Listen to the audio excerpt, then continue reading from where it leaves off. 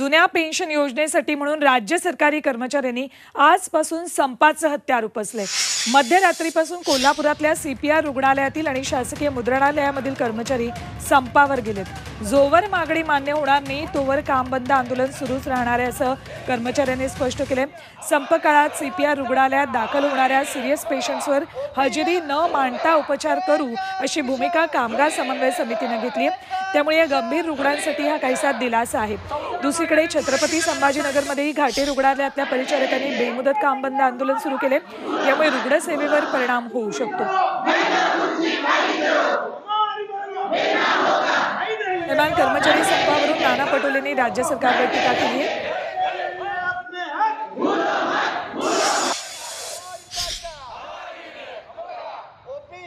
जुन्या पेन्शनच्या मिळाली नहीं म्हणून आज सगळे संप सुरू झालेले आहेत। आज सगळे ऑफिसेस अमृत नोनी आर्थो प्लस ये एक प्रूवन फॉर्मूला है। इसमें मौजूद नोनी फल के गुण और आयुर्वेदिक जड़ी बूटियां शरीर को जरूरी पोषक तत्व देने के साथ साथ हड्डियों और जोड़ों के घिसने, उनमें होने वाले सूजन और दर्द को रोकने में मदद करता है। दर्द मुक्त जीवन के लिए अमृत नोनी आर्थो प्लस। ओसाड पडलेले आहेत। राज्यामध्ये शासकीय व्यवस्था कोलमडलेली आहे आणि कधी नव्हे महाराष्ट्र या भारतीय जनता पार्टीच्या प्रणित सरकारमध्ये जो बर्बाद करण्याचं पाप झालेलं आहे ते खऱ्या अर्थानं या महाराष्ट्राला कधी भूषणावं नाही।